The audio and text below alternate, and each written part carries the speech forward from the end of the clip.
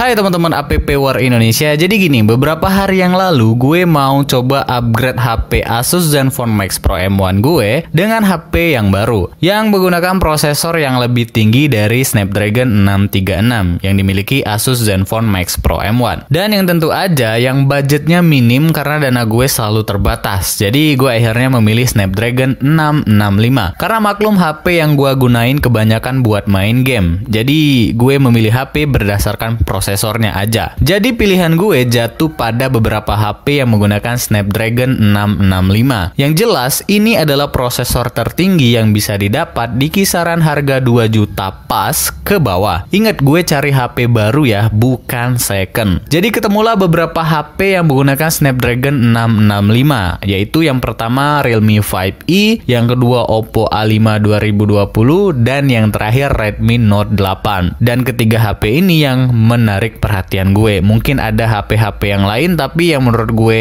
menarik adalah 3 HP ini. Jadi gue mulai riset, cari-cari referensi dan review terhadap ketiga HP tersebut. Ya jelas di kolom pencarian YouTube gue bakal tulis Realme 5E PUBG Test atau Oppo A5 2020 PUBG Test dan Redmi Note 8 PUBG Test. Dan yang bener aja, hasil yang gue temuin adalah hal yang agak mengejutkan. Oke, diingat dulu teman-teman, Zenfone Max Pro M1 ini menggunakan prosesor Snapdragon 636 yang jelas lebih rendah dari ketiga HP tersebut. Dan grafik yang diperoleh dengan Snapdragon 636 di game PUBG bisa mentok di grafik XD dan frame rate high. Dan selama saya main PUBG, selama ini nggak ada masalah dan lancar-lancar aja. Oke, kita lanjut. Yang pertama kita bahas Realme 5E. Grafik yang bisa didapat kalau grafiknya smooth, maka frame rate-nya bisa high. Tapi kalau grafiknya dinaikkan ke balance, frame rate-nya jadi turun ke medium. Dan kalau mau dinaikin lagi ke grafik XD, malah nggak bisa. Aneh kan? Padahal di atas kertas seharusnya Realme 5E harus lebih unggul dari Zenfone Max Pro M1 karena pakai Snapdragon yang lebih tinggi. Oke, lanjut lagi ke HP yang kedua, yaitu Oppo A5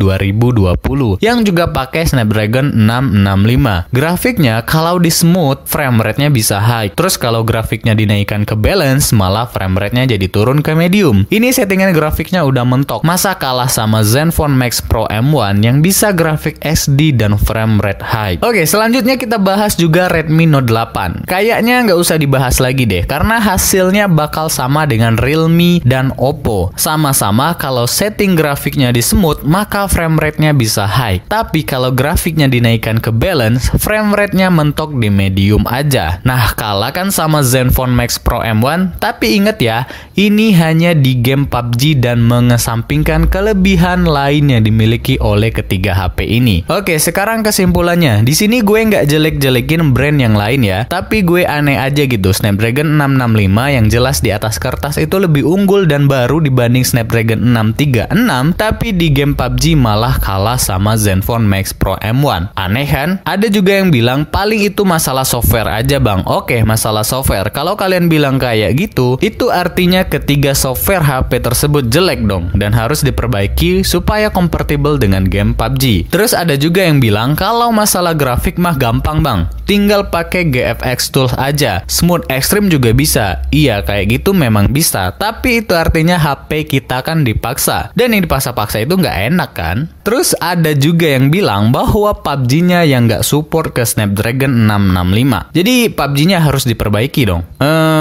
Saya berpikir saya nggak tahu mana yang bener. Oke, akhirnya sekarang gue nggak jadi ganti HP karena hasil riset gue kayak gitu. Dan akhirnya gue nabung dikit lagi mau beli Snapdragon 845 yang kayaknya bagus banget buat main game PUBG. Tapi dananya terbatas. Ya, terpaksa harus nabung dulu. Atau sekalian iPhone 8 Plus, makin bagus buat main game. Tapi ya mahal teman-teman. Terus satu lagi keanehan ataupun kelebihan dari Zenfone Max Max Pro M1 ini, dia itu pakai Snapdragon 636 teman-teman. Tapi dengan Snapdragon 636, kompetitor juga punya kayak Xiaomi Redmi Note 5 dan juga Xiaomi Redmi 6 Pro itu pakai Snapdragon sama 636. Tapi kedua HP tersebut juga nggak bisa kayak Max Pro M1, grafik SD dan frame rate high. Saya nggak tahu kenapa teman-teman. Mungkin dari prosesornya Snapdragon-nya Asus Zenfone Max Pro M1 memang kayak di overlook gitu, memang khusus buat main game. Jadi prosesornya bagus gitu buat main game. Tapi saya nggak tahu teman-teman, tapi faktanya yang saya ketemuin adalah seperti itu. Oke teman-teman, sekian ya video gue kali ini tentang curahan hati gue ketika memilih gadget. Dan mudah-mudahan bisa memberi gambaran juga untuk kalian yang mau coba ganti-ganti HP. Terima kasih dan sampai jumpa di video-video